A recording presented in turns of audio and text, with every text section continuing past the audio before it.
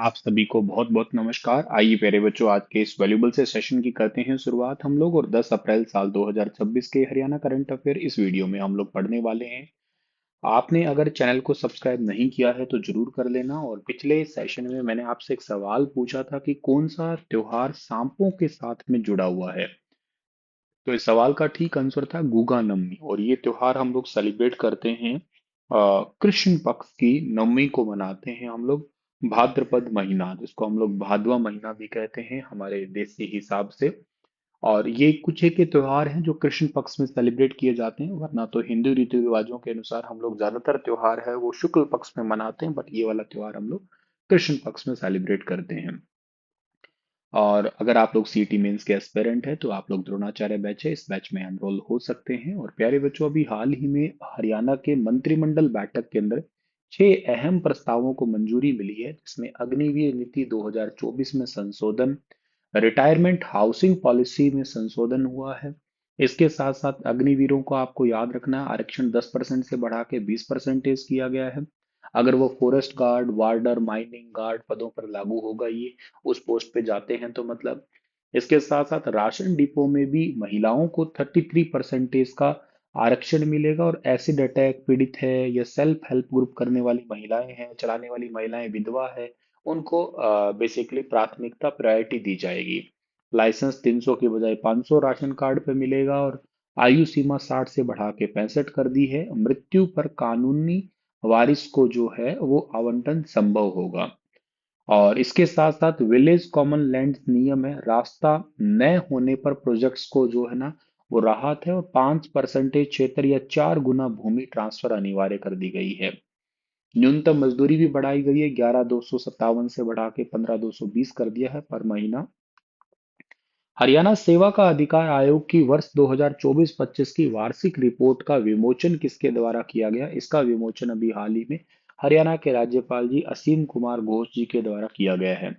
Report का विमोचन किया गया है, मुख्य अतिथि हरियाणा के मुख्यमंत्री जी थे। इसका उद्देश्य सरकारी सेवाओं की समयबद्ध डिलीवरी, पारदर्शिता और जवाबदेही की समीक्षा करना है।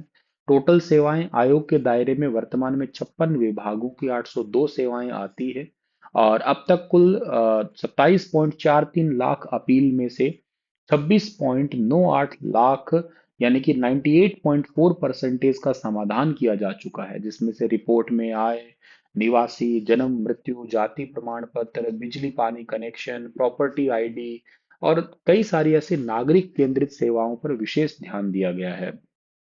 सो आपको ये तो याद रखना ही है। और अच्छा, ये मुख्य आयुक्त जो है हरियाणा में कौन है? उनका नाम टीसी गुप्ता जी है। इन्होंने ही राज्यपाल को रिपोर्ट सौंपी है। और हरियाणा के मुख्यमंत्री के मुख्य प्रधान सचिव का नाम क्या है? राजेश खुल्लर है। और हरियाणा के मुख्य सचिव कौन है? उनका नाम है अनुराग रस्तोगी। ऑटो अपील सिस्टम 2020-21 में आया था, कोविड के बाद में इसको स्टार्ट कर दिया गया था लगभग। और ये गुड गवर्नेंस का एक मॉडल बन चुका है फिलहाल के लिए। इसके अंडर टोटल 56 डिपार्टमेंट आते हैं, 802 सेवाएं इस सिस्टम के साथ कवर की गई है, 27.43 लाख अपील दर्ज की गई, 98.4% ठीक हुई। अब ऑटो अपील का मतलब आप कहीं जगह पे काम करवाने गए और उस सिस्टम से एग्जाम्पल से कोई काम हुआ नहीं है। जैसे नॉर्मली क्या होता था, आपने देखा होगा ना, ऑफिस में आज नहीं कल आना, हफ्ते बाद 10 दिन बाद आना। अब ऑटो अपील के थ्रू क्या हो रहा है कि ये काम अपने आप अपील हो जाती है ऊपर वाले अधिकारी के पास में। तो इसके चलते हुए उन आपको कहीं पे अपील या शिकायत करने की जरूरत नहीं पड़ती है। अगर कोई अधिकारी 2-3 बार ऐसा करता है तो उसको सस्पेंड भी कर दिया जाता है, 1-2 बार में तो उस पर फाइन भी लगता है बल्कि। तो ऑटो अपील सिस्टम की शुरुआत वैसे हरियाणा में 1 सितंबर 2021 को हुई थी। और यदि किसी नागरिक को निर्धारित समय सीमा के अंदर सेवा नहीं मिलती है तो इस सिस्टम के जरिए अपने आप ही ऑटोमेटिकली अगले लेवल के अधिकारी के पास में अपील हो जाती है, ताकि ऑफिस में चक्कर काटने की जरूरत ना पड़े और जो ट्रांसपेरेंसी है वो बढ़े, करप्शन कम हो जाए।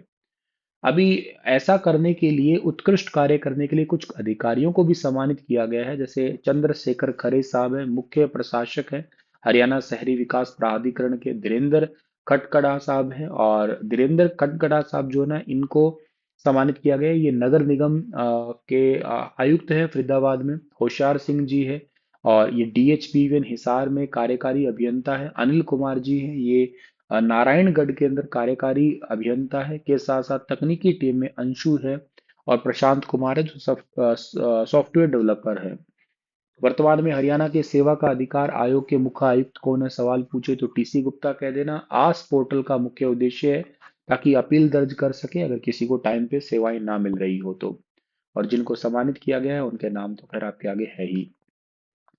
एशियन मुक्केबाजी चैंपियनशिप 2026 में भारत की महिला मुक्केबाज ने कुल कितने स्वर्ण पदक जीते हैं? तो टोटल 4 जीते हैं। ऑप्शन नंबर सी ठीक रहेगा। प्रीति पंवार जो हरियाणा से हैं 54 किलोग्राम वेट कैटेगरी में गोल्ड जीते हैं। 3 बार के विश्व चैंपियन हुआंग हशियाओ वेन को हराया। प्रिया घणगस है हरियाणा के धनाना गांव की रहने वाली है। 60 किलोग्राम वेट कैटेगरी में गोल्ड जीता, उत्तर कोरिया की खिलाड़ी को हराया। मीनाक्षी हुड्डा हरियाणा की है। 48 किलोग्राम वेट कैटेगरी में गोल्ड जीता इन्होंने, मंगोलिया की खिलाड़ी को हराया इन्होंने। अरुधंती राजस्थान की है। जैस्मिन लंबोरिया हरियाणा भिवानी की है। 57 किलोग्राम भार वर्ग में गोल्ड सॉरी सिल्वर मेडल जीता है। सूबेदार पद पे कार्यरत है अभी वर्तमान में भारतीय सेना के अंदर। पूजा रानी भी भिवानी से है, कांस्य पदक जीता है। आयकर विभाग में फिलहाल कार्यरत है। तो प्रीति भिवानी का जो क्षेत्र है, गांव है बड़सेरा, यहाँ से आती है ये। और इसके साथ साथ जैस्मिन है, इसके अलावा प्रिया है, धनाना भिवानी की आई। पूजा जो है ना ये भिवानी से ही संबंधित है। आयकर विभाग में वर्तमान में कार्यरत है। सीनियर एशियन कुश्ती चैंपियनशिप 2026 में हरियाणा के किन खिलाड़ियों ने कांस्य पदक जीता है? तो इसमें अंशिका लांबा और नेहा सांगवान ने इसमें कांस्य पदक जीता है। ये आयोजन हुआ था इसका बिश्केक किर्गिस्तान में 6 से 12 अप्रैल 2026 तक। अंशिका जो है ये रहने वाली है हिसार की, कजाकिस्तान की पहलवान रुके को हराया था इन्होंने। नेहा रहने वाली है चरखी दादरी के गांव बलाली फोगाट बहनों वाला गांव से ही रहने वाली है। मंगोलिया के पहलवान को 10-4 से हराया इन्होंने। वाटर सिक्योर हरियाणा कार्यक्रम के संदर्भ में कौन सी बात ठीक है? कुल लागत 5715 करोड़ है। वर्ल्ड बैंक के द्वारा 4000 करोड़ का ऋण शामिल है। यह कार्यक्रम केवल 3 वर्षों के लिए प्रस्तावित है। तो इसका ठीक आंसर पहला और दूसरा तो ठीक रहेगा। और ये कार्यक्रम 6 सालों के लिए है, वैसे 3 सालों के लिए नहीं है। तो लॉन्ग टर्म वाटर सस्टेनेबिलिटी सुनिश्चित करने के लिए है ये। वर्ल्ड बैंक हरियाणा सरकार के बीच में 5715 करोड़ का प्रोजेक्ट है। इसमें इस परियोजना के लिए वर्ल्ड बैंक 4000 करोड़ जो है ना वो लोन देगा। 6 सालों के लिए प्रस्तावित है ये कार्यक्रम। अगला सवाल है कि नमो ड्रोन दीदी योजना के अंतर्गत महिलाओं को ड्रोन से संबंधित सेवाओं के लिए कितनी सब्सिडी दी जाती है? तो ये 80% सब्सिडी दी जाती है। अब राज्य सरकार के द्वारा ड्रोन दीदी योजना के चलते 5000 महिलाओं को ड्रोन और सहायक उपकरण की लागत का 80% या अधिकतम 8 लाख रुपए तक का लोन दिया जाएगा हरियाणा सरकार की तरफ से। इसमें बेनिफिट यही होगा कि महिलाएं इन ड्रोन का यूज कर सकती हैं और खेती बाड़ी में जैसे स्प्रे वगैरह इससे वो इनकम कर सकती है। तो स्वयं सहायता समूह के माध्यम से ऐसी योजनाएं चलाई जा रही है। और ये ड्रोन खरीदने के लिए सरकार 80% सब्सिडी मतलब 8 लाख रुपए तक का सरकार जो है ना अनुदान देने वित्तीय सहायता देगी, कहने का मतलब है सरकार। और इसका टारगेट यही है ताकि ग्रामीण महिलाओं को ड्रोन पायलट बना के उन्हें आत्मनिर्भर बनाया जा सके, स्पेशली गाँव में खेतों में स्प्रे करने के लिए और मॉनिटरिंग करने के लिए इनके ज्यादातर आजकल यूज हो रहे हैं। इससे जो कीटनाशक और उर्वरक है जैसे कि लिक्विड यूरिया और सटीक छिड़काव हो सकता है। पारंपरिक छिड़काव की तुलना में कम समय और कम पानी की खपत आती है। किसान रसायनों के सीधे संपर्क से बच भी सकते हैं। ड्रोन के माध्यम से फसल के सेहत और बीमारी का भी पता जल्दी लगाया जा सकता है। ग्रामीण महिलाओं में रोजगार के नए अवसर भी मिल रहे हैं इसकी वजह से ही। प्रधानमंत्री मत्स्य संपदा योजना के अंतर्गत हरियाणा में कितने रुपए का इन्वेस्टमेंट आकर्षित हुआ है? तो इसका ठीक आंसर होगा 760.88 करोड़ रुपए अभी रिसेंटली निवेश जो है ना आकर्षित हुआ है। और ये बेसिकली इनलैंड फिशरीज का योगदान लगभग 75% है भारत के कुल मत्स्य उत्पादन में। मतलब ऐसा नहीं है कि केवल समुद्री क्षेत्र में ही है, भारत के अंदर भी जो कुछ कुछ तालाब झील वगैरह ऐसे आर्टिफिशियल क्रिएट करके।